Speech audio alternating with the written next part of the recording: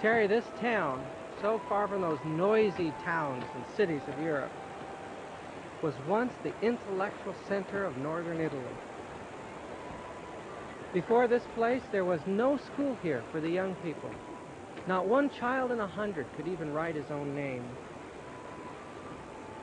These wonderful Celtic missionaries, the builders of this school, reached this spot in the wilderness after they'd established hundreds of other schools throughout the mountains and the valleys of Europe.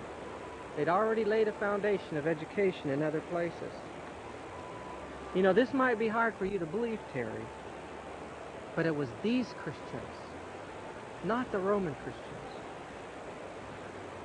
These young men felling the trees and building their schools, copying the Bible for their scriptoriums, that raised the minds of the people of Europe to a much higher level.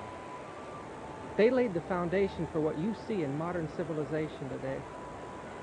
They believed in the Bible as their absolute authority. And they saw Christ as the only mediator between God and man.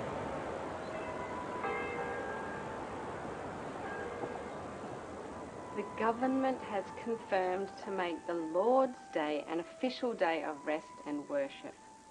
Surely the defence is not suggesting that we ignore our own government. It's our democratic right, Your Honour, to oppose laws that are unjust. Therefore, it's my intention to prove to this court that not only is this law unjust, but the bold interpretation of Sunday being God's holy day is erroneous. It's based on centuries of ignorance. You know, Your Honour, one would question also whether there's in fact a covert religious agenda behind the reconstitution of laws that enforce a particular ideology. Counsel, sidebar, please.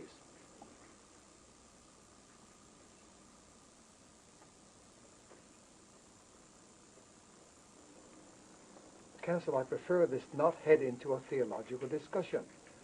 The court can't be used to discuss doctrine. Please return to your seats. The court will recess for 1 hour. Meanwhile, I would like to see counsel in my chambers immediately. Look, before this becomes a circus, I would like to hear the arguments develop a degree of relevancy to community law rather than a theological debate. Are you able to summarise the essence of the defence's case for me? Yes, Your Honour.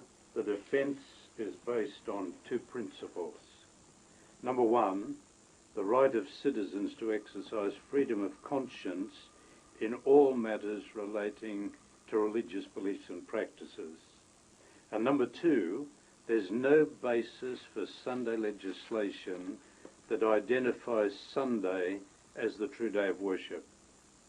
Your Honour, I realise that both aspects of my case involve a religious debate, and you request in the courtroom that this be avoided. But I just don't see how I can structure a fair defence if I'm unable to address what is in fact a religious matter. This law was constituted by a religious organisation, and so this case will need to involve a degree of religious discussion. Go on, then. As I've mentioned, the issue of the correct day of worship has been argued for thousands of years. So, what do you believe is the problem with Sunday legislation other than the theological problem? The problem with Sunday legislation, Your Honour, is that it's an aggressive religious law that negates the right of choice. If this law is permitted to convict our client, then every freedom derived from the democratic processes is really up for review. Governments of free societies should never legislate in matters of church doctrine. What we're faced with now is having to incorporate theological exposition right in the courtroom, which has the inherent emotional mixture of religion and civil law.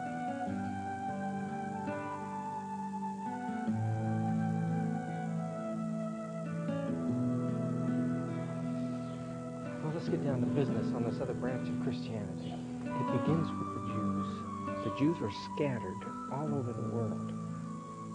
At first, 700 years before the time of Christ, and then with the Babylonians about 600 years before the time of Christ.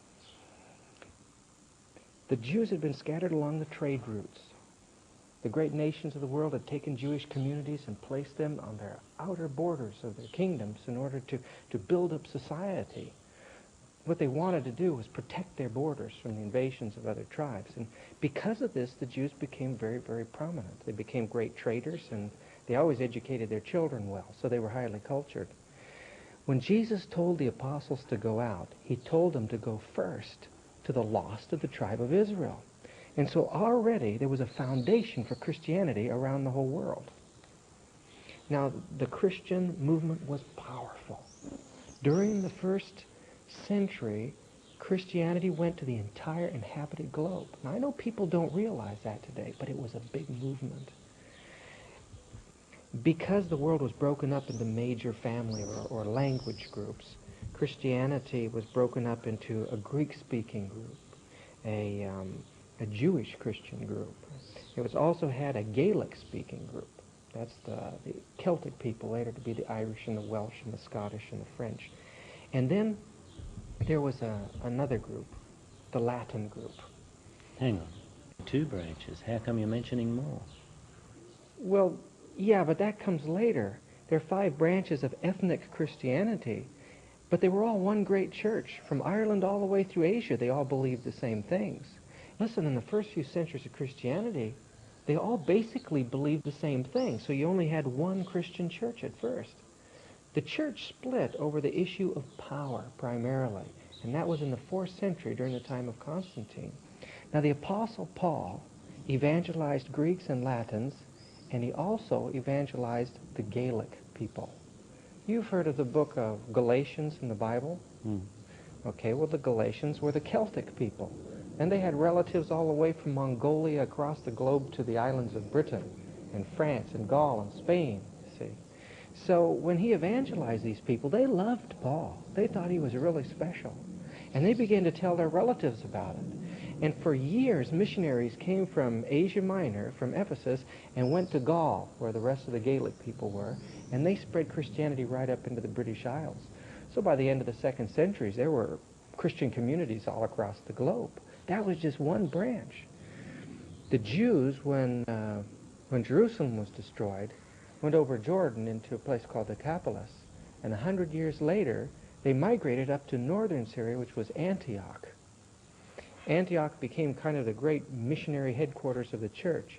And in time, those Syrian Christians, which some historians have called the Waldenses of the East, brought the knowledge of Christ to almost all the nations of Asia, all the way to Japan. Yes, this has actually changed my life incredibly.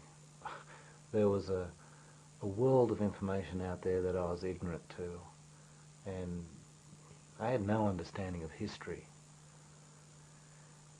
And at first I wondered whether I'd be overwhelmed with all this information and whether I'd go home, just give up. But as time went on, I started to see that there was a bigger picture to this whole issue of the Sunday law, and actually who was behind it. Well, go on then. The lessons of history should remind us how dangerous it is for society to support the union of the church with the state. Over the centuries, literally millions of people have been slaughtered because of a religio-political initiative that arbitrarily attempted to impose religion on the masses. Those who didn't submit to the church's dogmas and laws, including this law, were identified as the vilest of heretics, and they were sentenced to death just because their religious convictions conflicted with a church under the control of a state or a state under the control of the church. Surely you're not suggesting that society would allow this to occur again? And That if it occurred like you say it has? And surely you're not for one moment suggesting that it didn't happen. Imposing penalties for failing to observe Sunday legislation is a violation of one's conscience. Whenever a state imposes a penalty for complying with a law that doesn't exist outside religion, the state really, Your Honour, is engaged in religious persecution. Civilised communities should resist any attempt on the part of governments to enforce what is effectively a state religion that compromises our religious liberties. Look, my responsibility in this court does not concern the history of religion. It is concerned, however, with whether or not your client has engaged in behaviour against the community's interest and the law. I understand that, Your Honour, but the history behind Sunday legislation is relevant to the prosecution's case because those who want Sunday protected actually argue from history. The truth is, Your Honour, I cannot provide my client with adequate defence unless the court is willing to examine the historical premise on which Sunday legislation is based. Only then can we ascertain what might happen to be against community interests. I know we don't hear about this in history, but it's true. They could count their converts by the millions. The Syrian Christian Church was the largest church that ever existed on the face of the earth, bigger than the Catholic or the Latin and the Greek church combined. Now, at the same time they were spreading in the East, the Gaelic branch of Christianity, the Galatians, remember in the Bible, that had been evangelized by the Apostle Paul. So they had his theology, apostolic theology. They were evangelizing their relatives all the way through Europe to the British Isles. And then in the 3rd and the 4th century, we read about Christian missions being set up in Wales and Ireland. In the 4th century, you heard about a man named Patrick? St. Patrick of Ireland. Well, he was one of these early Gaelic Christians. He evangelized the Irish kings and set up schools all throughout Ireland. And these young people, they studied for 18 years. They studied Greek, Hebrew, Latin. Some of these schools had 3,000 to 7,000 students in it. Ireland was called the University Island. And people from all over Europe sent their children to Ireland in order to get an education. Well, in time, some of the kings of Europe invited Irish missionaries to come into the forests of Europe to set up schools here in Europe so they wouldn't have to send their children so far away. And they invited a man from Ireland, a man by the name of Columbanus. And now you know where Columbanus came from. Well, at first he worked in France and set up schools there. And then he and his missionary friends made their way through the Alps of Switzerland and into the valleys of Europe. He was pursued by the Roman Church for a period of time and given protection by kings in Lombardy. Finally, he was given an area of the forest down here in southern Lombardy to establish his last school. And like I said, it became the great intellectual center of Italy. In fact, at the time of his death, in 615, they found that the library here contained representation of every branch of knowledge known in his day. Listen, these men literally changed the world that they lived in and gave us the quality of life that we have today. Otherwise, you can just imagine what things would be like if education was suppressed like it was during the Dark Ages. Now, the Gaelic Christians of the West and the Syrian Christians of the East, through the centuries, met in conventions up here in these very mountains. And it became a great Christian center. And it was never connected with Rome. Rome didn't conquer this area until 1,000 years later. The Roman Church called them the Valdesi, or the Waldenses, or the people of the valleys. Remember the church in Rome? When we started our trip. Oh, yeah. The Chiesa Valdesi. Yeah. That's the branch of Christianity that we need to study next. The reason is because in the early years, the Roman Church wasn't organized to fight the church well. Her